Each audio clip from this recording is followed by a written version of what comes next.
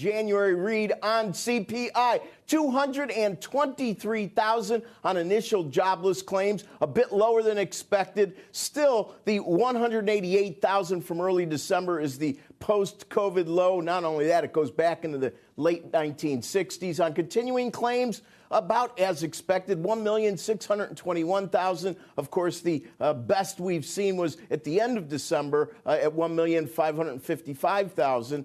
So sequentially, both of those are a bit lower. No revisions yet. Here we go. CPI, headline number up 0.6%, up 0.6%. That equals our last look. The high water mark on that was up 0.9 several times, October of last year being the most recent. If you strip out food and energy, it was up 0.6 as well. Both these are hotter than expected. And on the core side, up 0.9, the high water mark from April. So these were supposed to moderate. They did not moderate. Now for the biggies, 7.5 on year-over-year headline, 6% on year-over-year core. Let's go to the whiteboard. So 7.5%, and that is, of course, on headline. You have to go to 1982 to find a higher number. And, of course, when we look at 5.5 on core, well, 5.5, December of 21 was 5.5.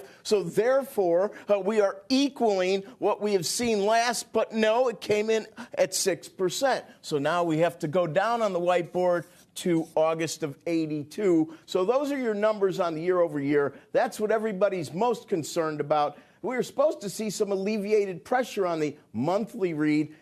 We could frame it quite simply. 1/3 of CPI is housing, it's rent, home equivalent rent. And we all know that it's very unlikely these rents, which have been surging, are going to be going down anytime soon. We know labor costs probably aren't going to be going down anytime soon, even though they are far from, at least at this point, competing with the actual rate of inflation. It's lagging. So even though wages are up close to 5%, they're not keeping up with inflation, but they're also most likely not going to go down. Joe, these are the issues that we need to pay attention to. There's going to be plenty of other aspects of CPI that I would think will moderate over time. It's just that time frame is much longer than anybody had anticipated about 6 to 8 months ago.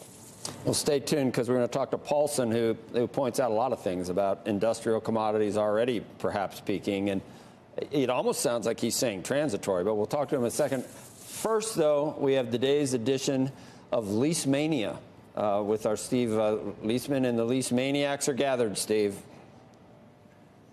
Yeah, this is not a good report. I don't know how much was affected by some reweightings that were out there. We talked about those in the 7 o'clock. But you had food up nearly 1% on the month. Used car prices up 1.5%. Apparel up 1.1%. And I can't even read my writing there. Oh, airline fares up 2.3%. Owner's equivalent rent, Rick is right, up 0.4%. And there may be worse to come.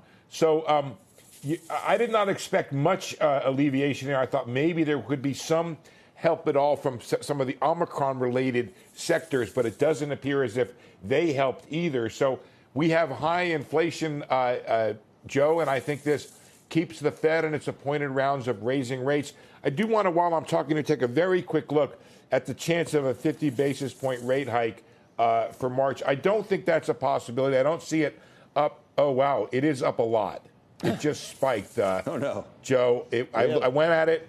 It was 30% probability going in. This is according to Refinitiv. It is now the odds-on mark here, my friend. I don't know if Rick can see the same thing. I know he does the math there. I have a 54% chance of a 50.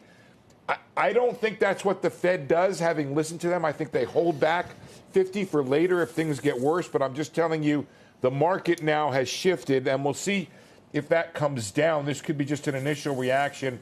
And I didn't see what happened to the 2-year. I'm sorry, I know you got somebody else to bring in, but I would love to hear from Rick. Zoom. 2 years up to 145. Zoom, 145, yeah. Up to 198.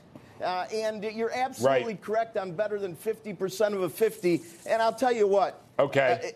If anybody on the Federal Reserve Board is listening, please avoid guidance on 50 and then do 50. Okay, we need to get ahead of this. Okay, you're putting the markets through death of 1,000 cuts. It's time, in my opinion, even though I have to admit the S&P 500 up 7 out of 9 sessions is rather impressive. But get on with it. And I especially think that when we look towards Europe, Europe made this big pivot. They made their pivot for a reason. And also, did you see what the Bank of Japan announced, Steve? They're going to be doing some more yield curve control another because yield even curve their operation. yields are zooming. Yeah.